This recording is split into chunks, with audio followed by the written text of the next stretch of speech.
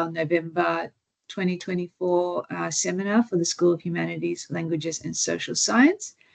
Today we have Indyanna Horobin.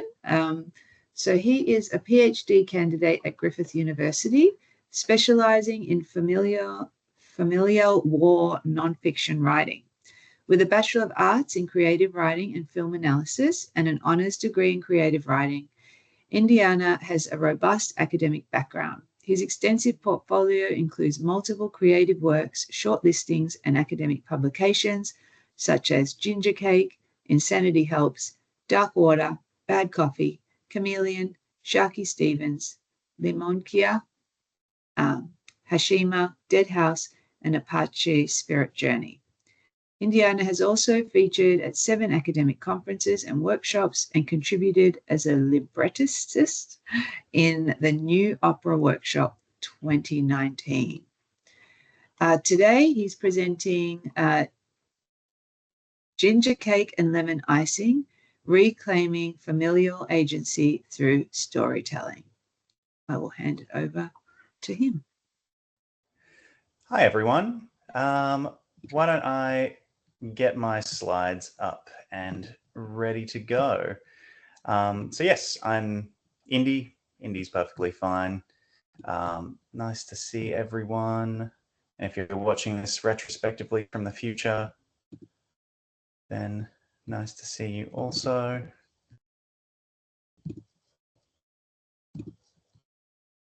Oh, I believe my slides are loading up. Just taking a hot second. Yes, Adele, you mentioned a librettist. For anyone that doesn't know what that is, I basically wrote an opera in collaboration with a student from the con, and we wrote an opera together, and it premiered, and it was very fun. It was a very, very fun experience. Okay, so you should be able to all see my slides now. Let me start by saying that all the pictures in this presentation are photos of my family that I've digitized. So hopefully by the end, you'll, visually know them a bit as well, as much as I do. So Ginger Cake and Lemon Icing is a 2-part project, creative nonfiction and exegetical, which is focused in the area of war-centric familial biography. It's sort of a hybrid of memoir biography, a little bit of autobiography, a hint of autofiction. It's a really strange hybrid work, if I'm honest, and I've very much enjoyed writing it.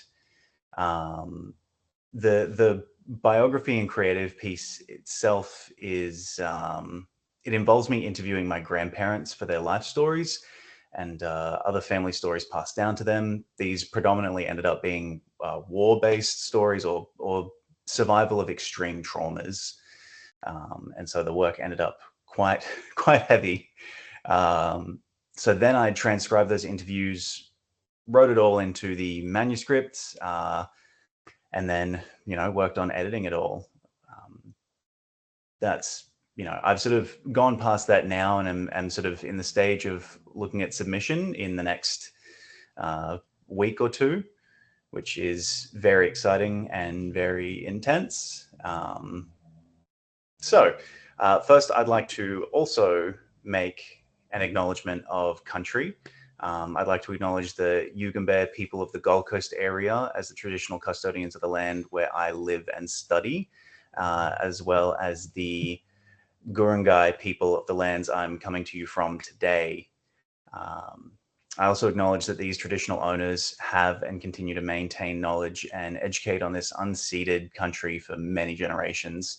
I'd like to pay my respects to elders past, present and emerging, and welcome any Aboriginal or Torres Strait Islander peoples who are joining us today or watching retrospectively. So firstly, the aims or research questions I've sort of based my project around.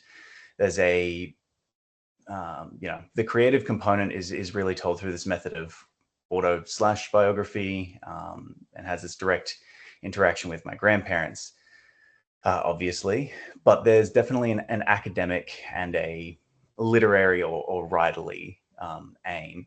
And that academic aim is obviously to make an original contribution into the field of war-centric familial biography, which typically, as we know, PhD projects always there to make an original contribution of knowledge. This is just my specified area. But my literary or writerly goal was to address and learn the modern, of my modern family history, and to speculate on generational differences and traumas and experiences, which very much switched into mainly focusing on war. You know, it uses informations that were gathered from interviews with my grandparents, but it also takes on this post-memory that's passed down from great-grandparents and even great-great-grandparents in some instances.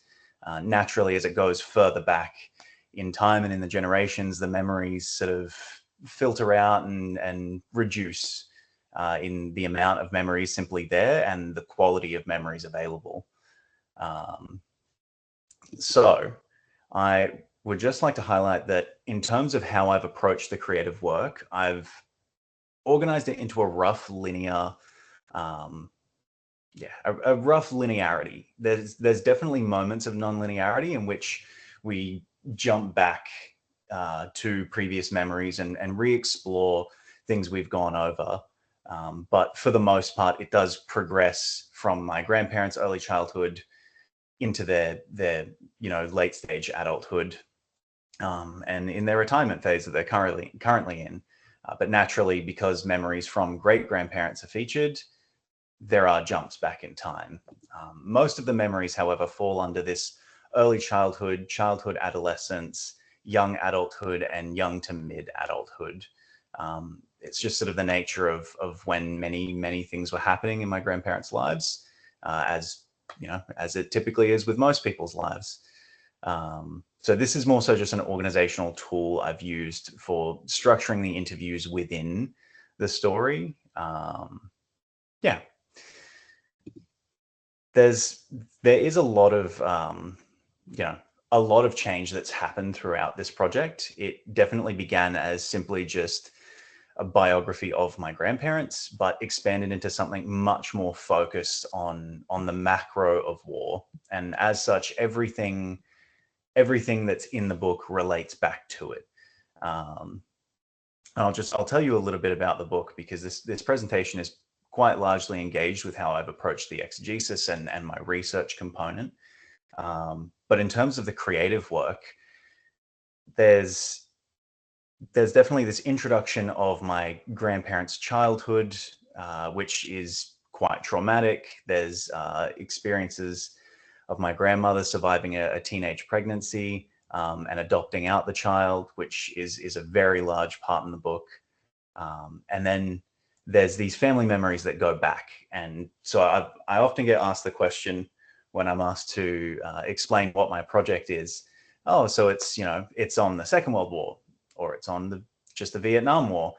And the truth is, it's on about 4 different wars in terms of what it majorly engages with. It, on a larger sense and in a more general sense, it engages with pretty much any war that has currently happened, as you just kind of naturally approach commenting on the status of wars and the notion and the concept of war within our society, and within the history of humanity, really.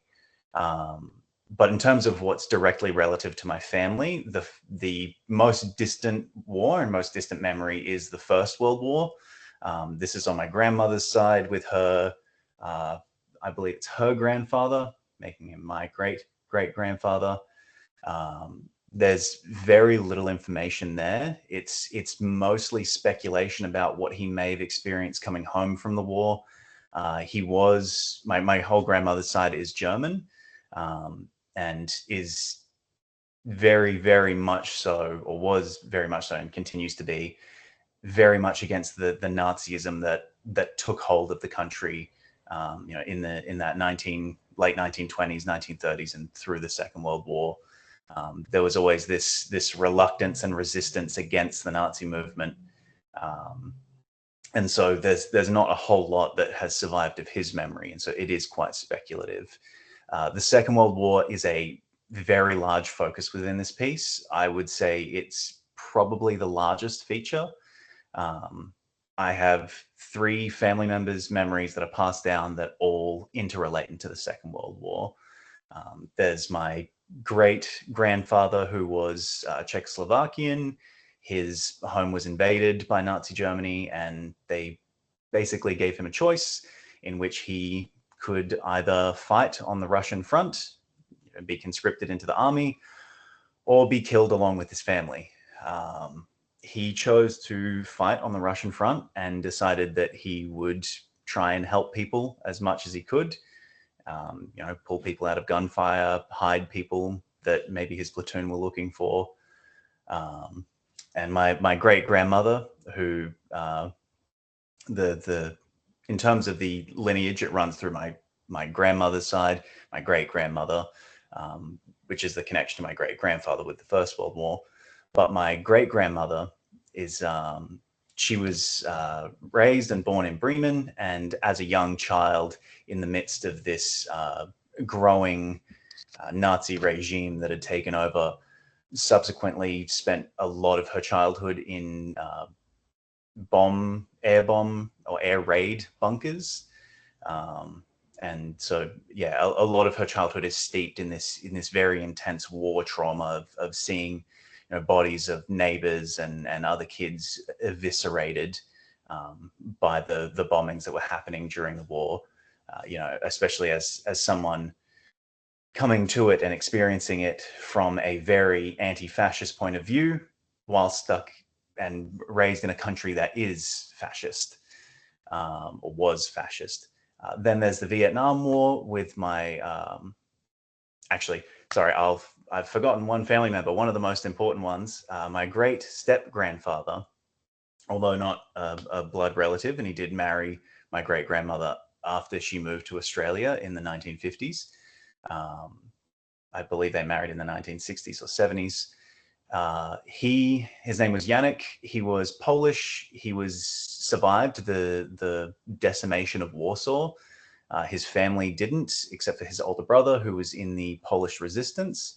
And so Janek was taken by Nazi Germany, by the Nazis, and was placed into the Polish ghetto, where he trade notes with his brother in the Polish resistance. And eventually he was taken to Buchenwald, where he survived 5 years in the concentration camp, being held and tortured for information and experimented on, which is quite an intense part to write and was quite intense to research.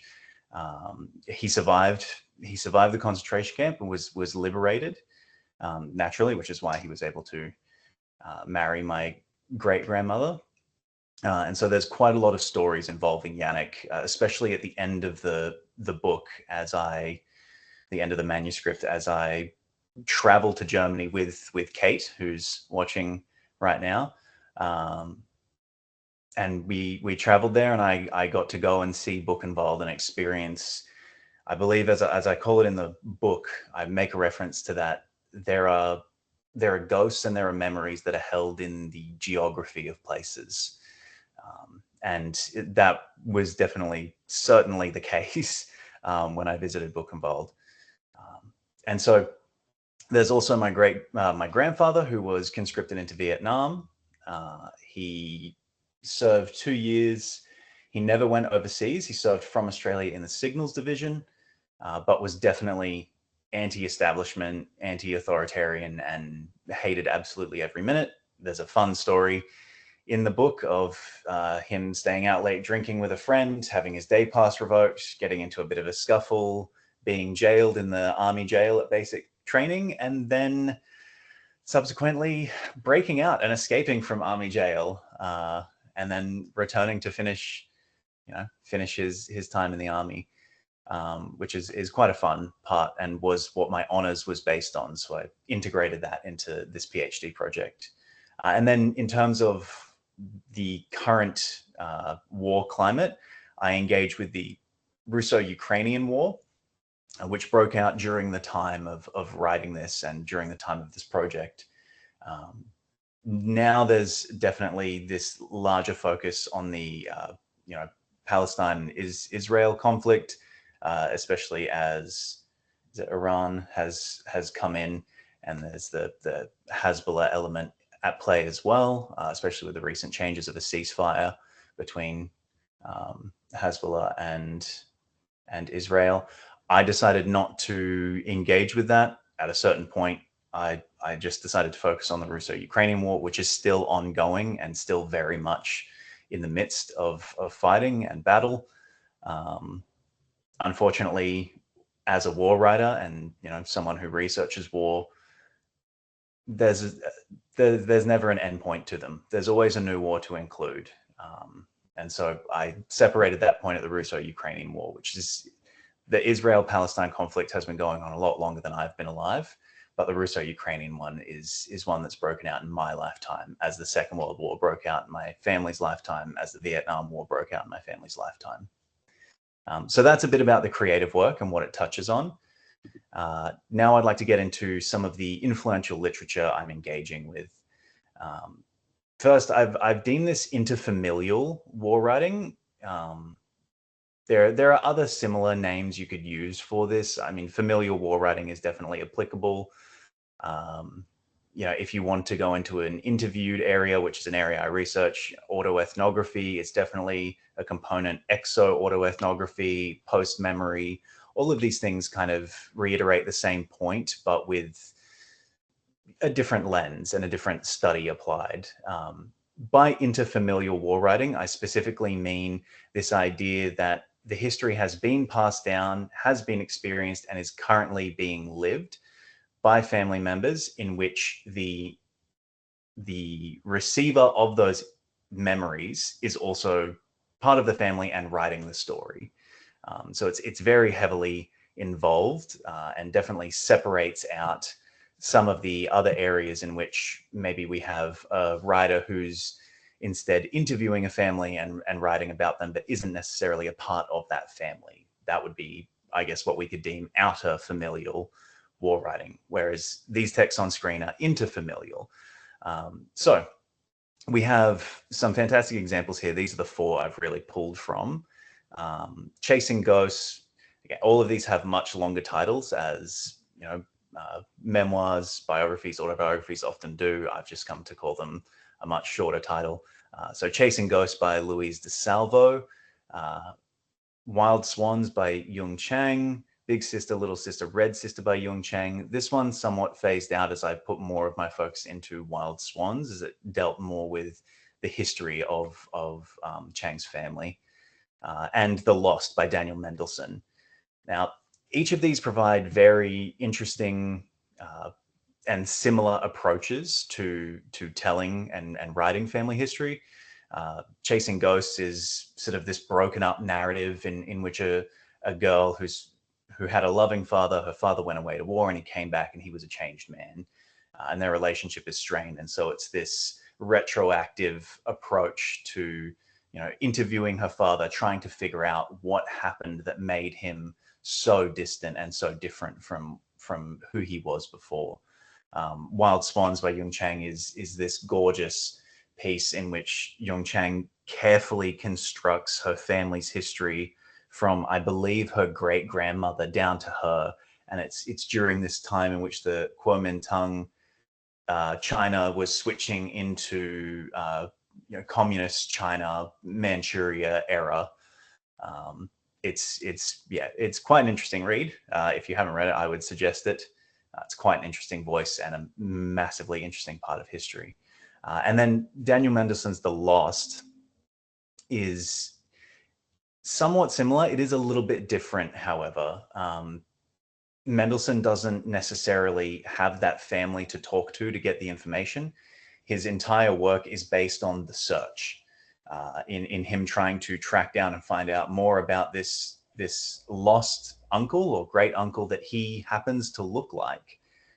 And there's all these references within his family who are, all Jewish. And so there's this very big sense of community and very big sense of loss. And yet, because of the age he is and how he's, you know, grown up in modern times. There's this separation from his own history and a separation from his own language, his people, his cultural identity.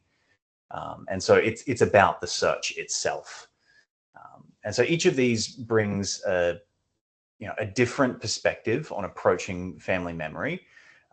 Where mine differentiates is that it really merges that autobiographical with biographical with memoir.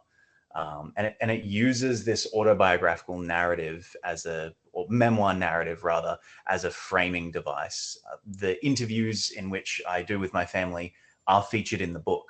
That's how I frame the work. It's how I structure, this is what we're talking about today. This is what we're talking about today, and so on and so forth. And so that also helps keep a linearity while jumping back in time for previous memory. And when I do this, I very much approach it with this idea of, I'm simply conveying the memory onto the page. Rodney tells me, Rodney's my grandfather, Yuda's my grandmother. Rodney tells me this, Yuda tells me this. And so it's a very sort of conversational exchange. Now, naturally, as I started, that was my focus list. Of course, it grew like crazy to feature things that were slightly outside of my area, because my area is quite specified. And it came in to feature other works of memoir and interview and biography and just texts that simply engage in history, or even somewhat fictional or auto-fictional texts like Mother Night by Kurt Vonnegut. Historical novels like The Darkest Hour. Tropic Tide is one that features the boat captain my grandfather worked for at one stage. And then it just kind of kept expanding and kept expanding. And naturally, it got further and further away from the topic. And so my research base became a very wide area, almost even jumping into inspirations of fiction, which are featured in the work, not so much in my exegesis. There's a little mention stage of pointing out that fiction has played a role in inspiring me, especially with my connection with my grandmother. But yes, it's definitely outside of the fiction. War fiction is outside of what I do. So in terms of the academic literature I've engaged with, I'll show you something that may look a little overwhelming here. This is my digitization spreadsheet. At the top are all the resources in green. The yellow and purple boxes are all just quotes that I found very useful. Yellow means very pertinent, purple means somewhat pertinent, and gray means I've paraphrased it in my honors. And so there's quite a lot of information there. It was a very handy way to track it, but it can be indeed overwhelming. And the academic literature I engaged with, I broke down into specific areas, even within that quote list as well. So there was an area focused on war writing, biography, autoethnography, familial writing and familial research, history, memoir, autofiction, exegetical writing. I'll say the last one, intergenerational memory / post-memory, because that's more relevant. And then something that seemed a little less relevant is second person in nonfiction, which is a technique I utilize that is often not utilized in nonfiction. But I'll talk about that in a sec. I'm just conscious of time because I have been yapping a bit. Right, so my exegesis chapters I broke down into 4 main features. This was a literature review, just compounding and contrasting all those different pieces. My second chapter was based around this notion that came about in the book quite heavily of this reluctance and resistance in war and in war times. My third chapter I titled In or Lassie, which is a term I've come up with off a word invented for a text called the Dictionary of Obscure Sorrows. Olassie is the original word, meaning to, it's sort of the sadness that you can never convey a memory in its entirety to someone who wasn't there. Think about if you're driving past your childhood home with a friend in the car, you might point it out to them. To them, it's always just going to be a house you lived in that they pointed out. To you, it's going to hold all of the memories and all of the times you lived in that house. And so the idea of In All Lassie is that through the method of writing I've approached with utilizing second person language and a few other key points, we can share that memory as if the reader is living it themselves. And then my final chapter was a very small one because I didn't have much to comment on the nature of interviewing, but rather in that second chapter with the writing and the craft of creative nonfiction itself, that fourth chapter was grounding narrative in interview. So this is a very overwhelming Venn diagram that took me an extremely long time to piece together. The text is quite small for me, so I won't read out each of the topics, but the idea is that I broke my literature review down utilizing this figure in which I have spheres of practice, data collection, research, and inspiration. And now each of my subcategories that I separate my literature review into and separated my research into connect somewhat with each other and overlap. And so this was used I created this as a navigational tool to guide where my literature went and how it interacted with each other. Naturally, I will make the note that all the literature kind of combines. It all kind of overlaps, and realistically, it should probably just be a circle with all the words together. But there's definitely some more related than others. So within my reluctance and resistance to war chapter, I have 4 sections. I like the number 4. It evened out things quite cleanly for me when approaching my writing, and that is reluctance and resistance in family stories, reluctance in the face of current wars, reluctance in other forms of writing, and reclaiming agency through nonfiction narrative. Of course, the title of this talk is something along the lines of reclaiming agency through nonfiction narrative or something. I can't quite remember what I titled it. It's something along those lines, because ultimately that is what the exegesis is talking about. I really wanted to approach it with this idea of that in me utilizing, or in any writer really, utilizing and informing themselves with their family memories, if there was a reluctance there that their family showed, not necessarily a resistance, but even just a reluctance, going along with the war despite vehemently wanting to escape it, and showing reluctance in the face of war, when writing it and sharing those memories and making space to provide that and write that into existence, it forms a kind of resistance, and fights against wars, and allows us to comment on the nature of current wars, and has allowed me to speculate on the notion of the Russo-Ukrainian war, and really deeply engage with it, whether that is to a very depressive effect or a less so depressive effect. Yes, so my third chapter, In All Lassie, it's this idea of sharing a memory in its entirety as if the reader is living the memory themselves. When I first wrote my exegesis draft, I likened it to a movie theater, where the reader is sitting in a seat watching a film. A typical book, they're going to be sitting in the seat watching the movie. That's it. They're simply watching it.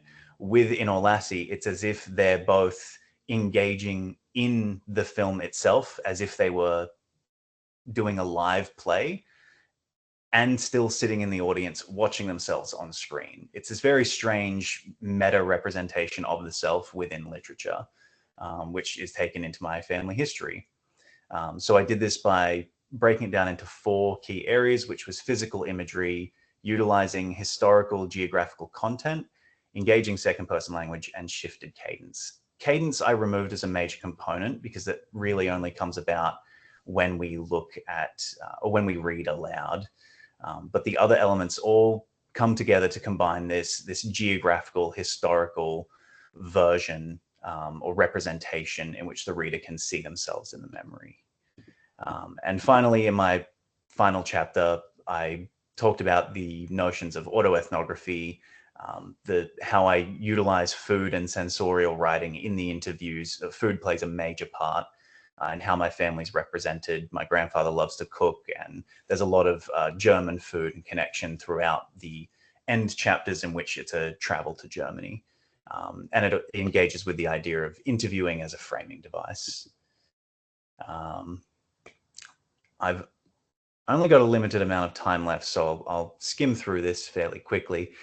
In terms of my methodology, I approached it with a pretty straightforward approach. My family are quite conversational, and so it started with the sharing of generational memory, which then progressed to individual and group interviews with my grandfather, and with my grandmother, and then with them both together. Then a transcription of those interviews, writing, drafting, redrafting, and then finally coming to the exegetical writing. And I found that something that was really key here was crafting a routine and creating weekly quotas to get the words there on the page, even if it meant most of them would be deleted. Simply getting it there was the most important part. And finally, I guess I should make a statement on the contribution to the field of knowledge.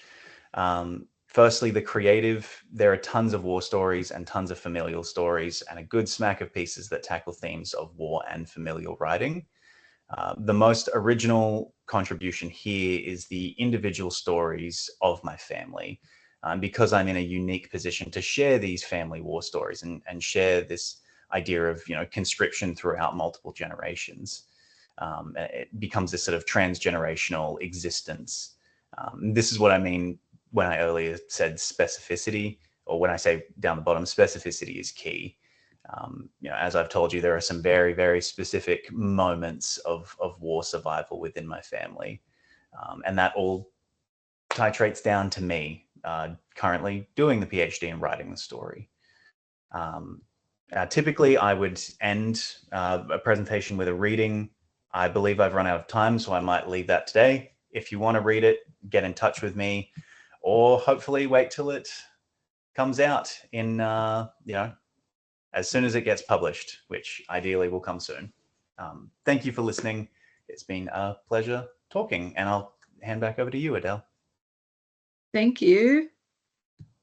I was going to ask if you could just do a very short reading. Yeah. I think that it will be worth it. Yeah, fantastic. I'd love to. Yeah, that's my question. So. Oh, great. A great question. Okay, I've got one here that I'll read.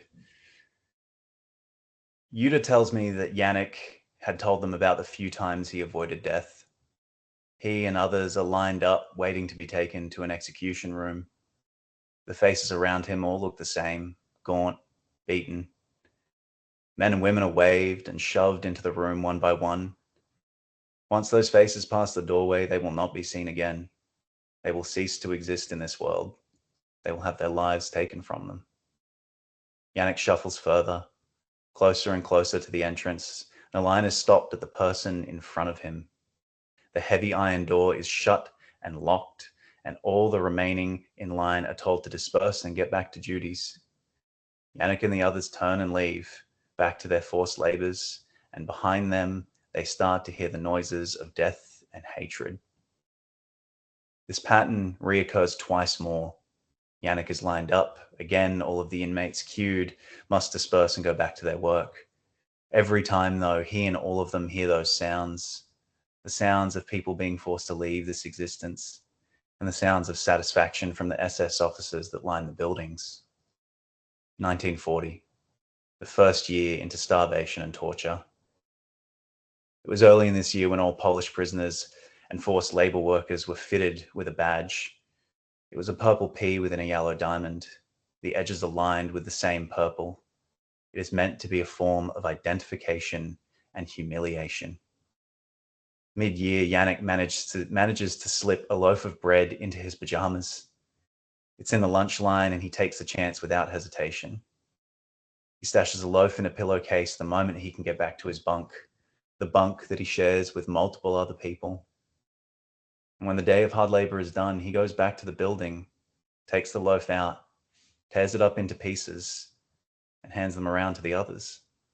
He takes none for himself.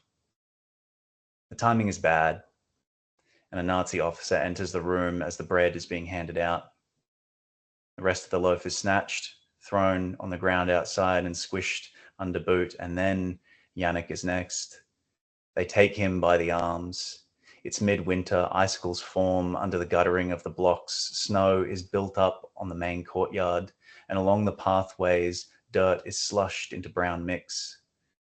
They carry him to the center of the courtyard, in the middle, where all can see there's a post, long, wooden. It stands tall and is dug into the ground, and they beat Yannick till blood is everywhere, and then they strip him of his clothes. His wrists are bound and he is chained to the pole. He remains silent the entire time. Yannick is left here the entire night, but every hour on the hour, a Nazi soldier will come and dump a bucket of water on him. He tells Yuta and Rod this story when he's drunk, and he says to them that there was an icicle from his forehead to the dirt. It held his head up when he passed out. He's unchained the next day and left to survive the same as others. I cry when I hear this story. Yuta and Rodney do too when they tell it. I think to myself that this was only his first year at Buchenwald. He was there for 5, all the way up until the mass killings before the liberation and beyond. I so badly want to know every single detail. I feel like it needs to be known, needs to be told, but this is all Yuta has to tell me. This story is the only thing that survives of Yannick's time in Buchenwald. This and the sheer numbers left in the wake of destruction.